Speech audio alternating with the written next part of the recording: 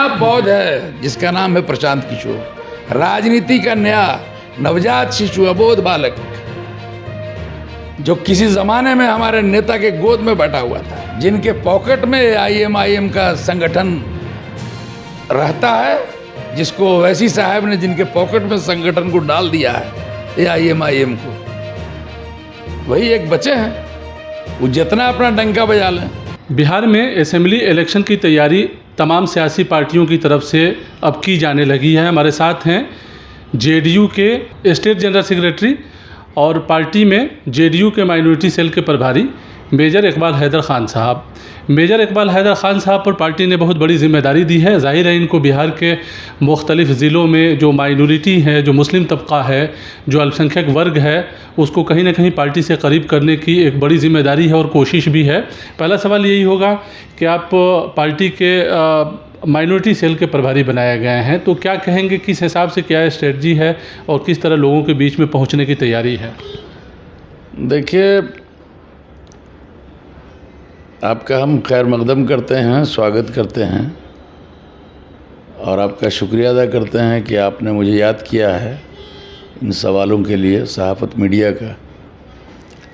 साथ साथ अपने नेता आदरणीय नीतीश कुमार जी, आदरणीय संजय झा जी, आदरणीय उमेश सिंह कुशवाहा जी, इन लोगों के भी हम शुक्रगुजार हैं और पूरी पार्टी के तमाम नेताओं के शुक्रगुजार हैं कि इन लोगों ने ये जवाबदेही हमारे सर पर दिया है। और कोशिश ये हमारी रहेगी कि जितने भी पिछले 19 सालों में जितने भी कार्य, जितने भी काम, जितनी भी योजनाएं अक़लियतों के हित में, अक़लियतों के फलाह के लिए, अल्पसंख्यकों के हित के लिए पूरे बिहार में हमारे नेता आदरणीय नीतीश कुमार जी के नेतृत्व में चलाई गई है, उन तमाम योजनाओं का और जिन योजनाओं का कार्यान्वयन कराया गया है, उन तमाम योजनाओं को हर बिहार के हर मुसलमान के घर तक पहुंचाएं। तो एक तरह से कहें कि माइनॉरिटी सेल जो पार्टी का है वो अब एक्टिव हो गया है। पहले भी एक्टिव था, ऐसा नहीं है, लेकिन कुछ नया करने की ज़रूरत तो हमेशा पड़ती है। हर रोज़ आदमी सोचता है एक नई उमंग, एक नई तरंग के साथ जीना, और ज़िंदगी इसी का नाम है। तो अक्सर ये सुनने में आता है, कई बार आपकी ही पार्टी के कई नेता ये कह देते हैं कि भाई हमको मुसलमानों का वोट नहीं चाहिए, आपने देखा होगा। तो जाहिर है ये सब चीज़ें और ये बातें कहीं ना कहीं नेगेटिव असरात जो है लोगों के ऊपर छोड़ते हैं। किस तरह से किसी का व्यक्तिगत टिप्पणी हो सकती है, ज़ाती ओपिनियन हो सकता है, पर्सनल ओपिनियन हो सकता है, हम नहीं बता सकते, लेकिन मुसलमान आज चाहता है आदरणीय नीतीश कुमार जी को, चूँकि उन्होंने पिछले शासन को देखा और आज के शासन को भी देख रहे हैं। पिछले 19 सालों में चाहे मदरसा टीचर के पेमेंट का मामला हो, चाहे कब्रिस्तानों की घेराबंदी का मामला हो, चाहे आवासीय अल्पसंख्यक विद्यालय का मामला हो, अल्पसंख्यक छात्रावास का मामला हो, बहुउद्देशीय भवन का मामला हो, मल्टीपर्पज़ हॉल जिसको कहते हैं, कसीरुल मकासद इमारत का मामला जिसको कहा जाता है, तो ये तमाम चीज़ें को अमली जामा पहनाने का काम आदरणीय नेता नीतीश कुमार जी ने किया और बिहार का मुसलमान पुरअमन और सुकून के माहौल में पिछले 19 सालों से जी रहा है। इससे इनकार कोई मुसलमान नहीं कर सकता है। अब रही बात कि थोड़ी बहुत ऊंच नीच होती है, क्योंकि कुछ बातें ऐसी होती है जिसका असर सोसाइटी पर कहीं ना कहीं देखने को मिलता है।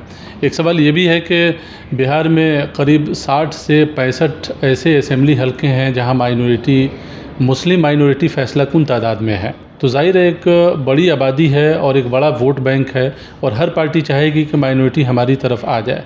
प्रशांत किशोर ने भी एक नई पार्टी बनाई है और वो भी चाह रहे हैं कि माइनॉरिटी के बीच उन्होंने भी अपना पैगाम भेजने की और लोगों को इकट्ठा करने की कोशिश की है।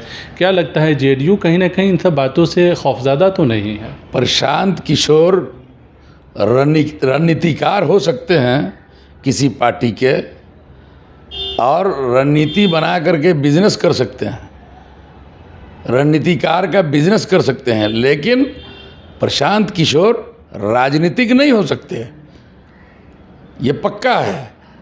और मुसलमानों को उन्होंने जो आगे किया है, या मुसलमान जो कर रहे हैं, तो उनका क्या मकसद है मुसलमान का नारा देने में, और कितना फलाह कर सकते हैं मुसलमानों का, ये बिहार का मुसलमान समझ रहा है कि उसका फलाह कहाँ है।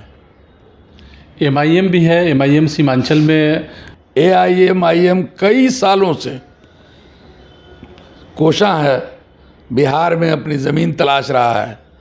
आपने देखा पिछले दिनों 5 MLA बाई फ्लुक जीत गए सीमांचल में ही, और नतीजा क्या हुआ, फिर उनको जहाँ जाना था चले गए,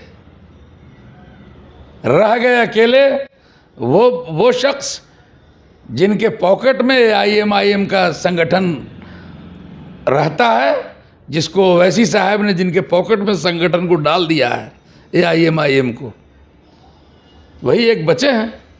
वो जितना अपना डंका बजा लें, जितना मुसलमानों को बरगला सकते हैं बरगलाएं, लेकिन वो तो लगातार कई सालों से मुसलमानों को बरगला रहे हैं। मुसलमान उनके बरगलाहट से, उनके बरगलाने से कितना प्रभावित हुआ है, ये भी तो देखने की बात है। प्रशांत किशोर भी तो यही कह रहे हैं कि 40% हम सीट देंगे, मुस्लिम उम्मीदवार हमारी पार्टी में आए, चुनाव हम लड़ाएंगे। क्या कह रहे हैं, वो तो अभी नवजात शिशु हैं राजनीति के। रणनीतिकार होना और राजनीति करना, ये दोनों अलग अलग बातें हैं।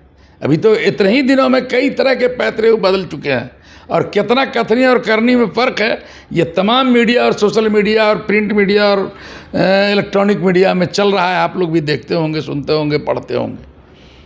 उस पर बहुत विशेष नहीं कहना है। तो क्या ऐसा नया पौध है जिसका नाम है प्रशांत किशोर, राजनीति का नया नवजात शिशु, अबोध बालक, जो किसी ज़माने में हमारे नेता के गोद में बैठा हुआ था, आज हुंकार भरने चले हैं। अरे पहले अपने आप को वो ठीक करे ना, तब मुसलमान की बात करेंगे। तो क्या लगता है कि मुस्लिम लीडरशिप की बात जो है, जो दूसरी पार्टियां कर रही है, कहीं ना कहीं इग्नोर्ड है, नज़रअंदाज सियासी पार्टियां करती है, उनको इंसाफ नहीं मिल पाता है, आप ऐसा मानते हैं? नहीं, इंसाफ तो, नाइंसाफ़ी तो पिछले दिनों हुई है, लेकिन 19 सालों में जो इंसाफ हमारे नेता इज़्ज़तमाब नीतीश कुमार जी ने दिया है, उसका जीता जागता मिसाल है भागलपुर में दंगा हुआ, जो देश का ऐतिहासिक दंगा है, देश के नाम पर काला धब्बा है वो दंगा।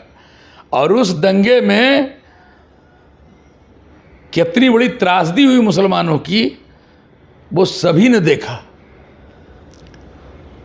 और हुआ क्या, जो सो कॉल्ड सेकुलर थे रहनुमा, उन्होंने क्या किया, जिस भागलपुर के दंगे की कोख से सरकार उनकी बनी, उन्होंने उनको यहीं बगल में सोनपुर में महिमा मंडित करने का काम किया, मुकुट पहना करके। चंद सवाल और के वक्फ के मसले पर भी लोग आपसे जाहिर है जानना चाहेंगे, जब आप फील्ड में जाएंगे तो ये भी एक मामला है जिसका जवाब देना होगा। वक्फ पर हमारे नेता ने कह दिया है कि मुसलमानों के साथ हम नाइंसाफ़ी नहीं होने देंगे। ये बहुत संतोषजनक जवाब है, और ये मुझसे नहीं कहा है, मेरे जैसे कई राजनीतिक कार्यकर्ताओं से कहा है, पार्टी के कई मुस्लिम सरबराहों से कहा है, दीनी इदारे और शरई इदारे के उलमाओं से कहा है। जब डेलीगेशन उसका गया था मिलने के लिए, तो हमारे नेता ने यह आश्वस्त किया है कि बिहार के मुसलमानों के साथ किसी तरह की इंसाफ़ी नहीं होगी। जब नकाब की बात आई थी, उस ज़माने में भी क्लियर कंसेप्ट था हमारे नेता का, हमारी पार्टी का। जब NRC का मामला आया, तो उस वक्त भी भारतीय जनता पार्टी की सरकार थी, और भारतीय जनता पार्टी की सरकार में रहते हुए, NDA अलायंस में रहते हुए, उन्होंने NRC को खारिज कर दिया कि NRC बिहार में लागू नहीं होगा। दुर्गा पूजा के पहले भी हम लोग 1-2 ज़िला जाएंगे और दुर्गा पूजा के बाद सिस्टमेटिक वे में पूरे बिहार के हर ज़िले में, हर मुस्लिम खित्ते में हम लोग जाएंगे, पूरी टीम जाएगी अक़लियत की और पार्टी की, और जाकर डोर टू डोर हम लोग मिलेंगे, मीटिंग करेंगे, लोगों से तबादला ख्याल करेंगे और हर चीज़ का हल निकाला जाएगा, हर मसले का हल निकाला जाएगा।